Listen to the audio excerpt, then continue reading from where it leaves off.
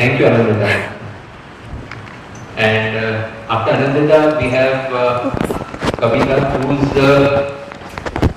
Anandita, of course, had to struggle, and she's still struggling. To a great extent, she's done a lot. And if you see Ayana, she doesn't look as if she's suffering. She's done quite well with the support. And of course, then we have Kavita. And she's going to talk about her daughter, and she's had actually a situation where she was pretty bad, and she's had a kind of a success story. I saw her yesterday, and she's practically clear. So let's hear from Kavita what she has to say about exam. Unfortunately, I don't have a prepared presentation, so please bear with me. I'm just going to share briefly what our experience has been with my daughter Janki's eczema, and also some of the things I think we did not do quite so right, and what has then helped us to overcome this to a very large extent. So my daughter is now 4.5 years old, and she started with atopic dermatitis. She started exhibiting signs of atopic dermatitis very early, so maybe at the age of 3 or 4 months. And at that time we were consulting her pediatrician, and it was under control with just moisturizers for maybe the first 3 or 4 months, and then it started progressively getting worse, to a point where we were using topical steroid creams more and more frequently for short courses, but the frequency was very high. And like several of the doctors said before, there is a very, very low awareness of topical steroid use. So if we spoke to family members, our parents, in-laws, relatives, everyone's reaction is, oh my God, you're using steroid on such a small child, what are you going to do to her? She's not going to grow, she's not going to develop, she's going to have lasting side effects. And when you're a parent with such a small child, it really plays on your mind. And you are given a host of advice, go to Ayurveda practitioner. Our family is based in Kerala, so Ayurveda is like a religion there. And I'm not saying it's bad, but you're given so many conflicting opinions that you don't know what is the right course of treatment to take. So we started our daughter at the age of 1 on homeopathy, and it did work. I felt it worked very well for the first few months. Maybe it worked well, maybe it was a coincidence that her eczema was not flaring badly at that time.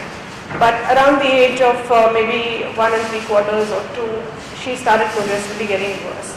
And we still had this fear of extended topical steroid use, and we used to use it as a complementary medication to the homeopathic medicine, but we were never using it for extended periods of time. We used to do maybe short course, 3-4 days, stop.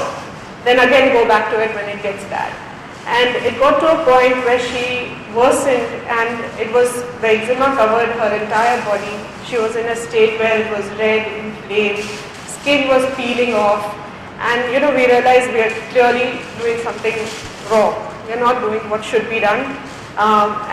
In fact, our homeopath then referred us to Dr. Talwar, and we went to her when Janki was in a really bad stage.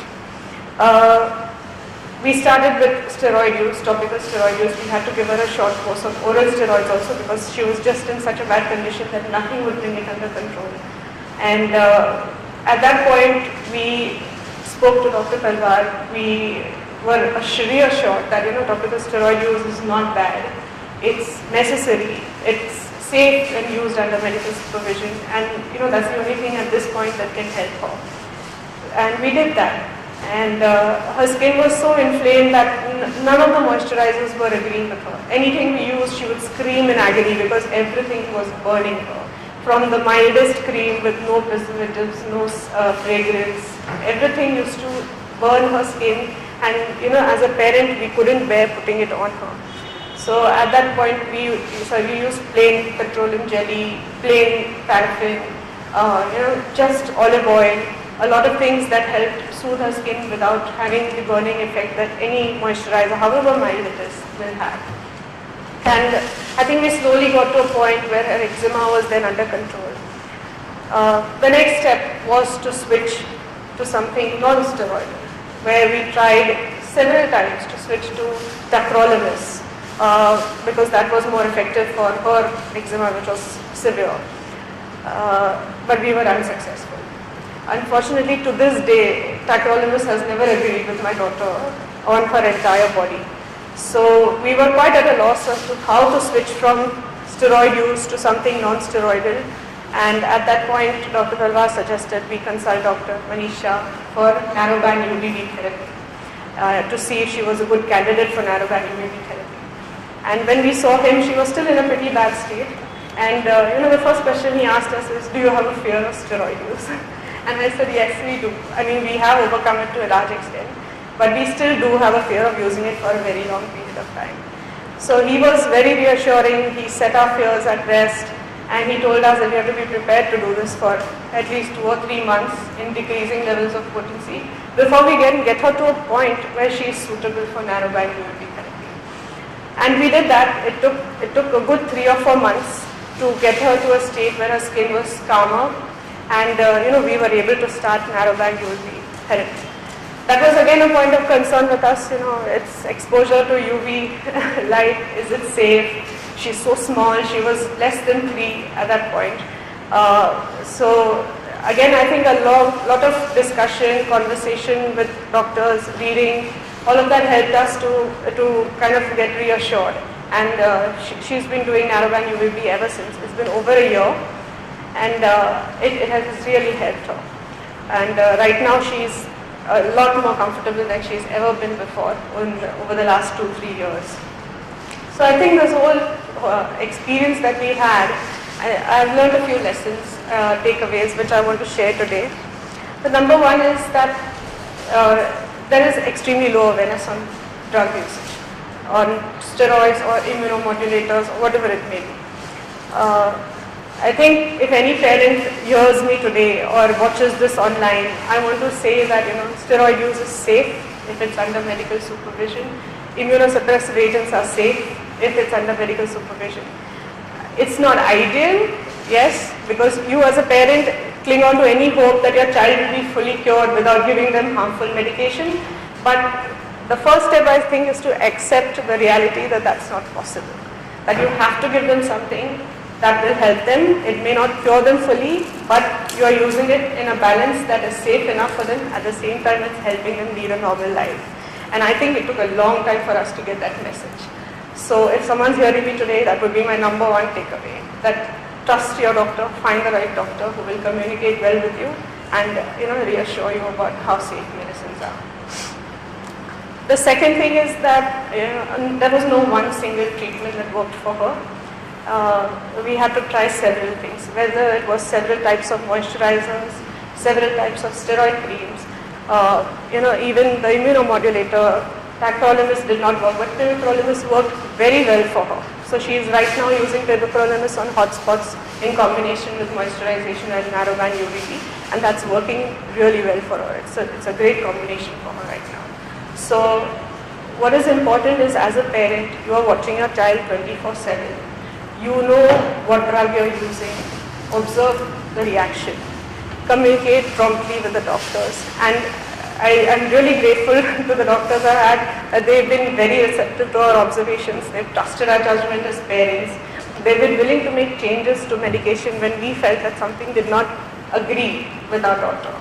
So that is the second point that I would like to make. The third one is that this is a trial and error process. So even when we were attempting to move to pimecrolimus with Janki and we were being treated by Dr. Shah, it was not agreeing with her when we were using it directly on hotspots initially. Her skin would just react and it would flare up further or become red, and it wasn't helping her. So I think through his network of contacts, he came across a suggestion which said that if you mix pimecrolimus with moisturizer in low quantities and apply it all over the body, then her body will get used to it over a period of time. And we did that. We did that for several months to a point where she got used to it. And now we don't need to mix it anymore. We just apply it to hot spots. But it works for her. So I think it's just you have to find the right combination that works. And you have to keep trying, keep persisting until you do that. The next takeaway is, of course, lifestyle changes. I think Ananta has covered most of those, so I won't repeat them. But of course, things like getting rid of soft toys, My older one had to give away every soft toy he owned and he was very fond of soft toys. So he had to make that sacrifice for his sibling, but explaining the reasons and communicating with him helped. Then keeping the house free of dust mites, etc. All of those changes were necessary. I think the last takeaway as a parent, which I want to share with other parents, is about being honest with your child. My daughter's only 4.5 and she's been dealing with this for at least the last 4 years. She's been extremely aware of her condition from a very young age. She knows exactly what her condition is called, the names of all the medications we apply, the names of all the antihistamines she takes, all of that.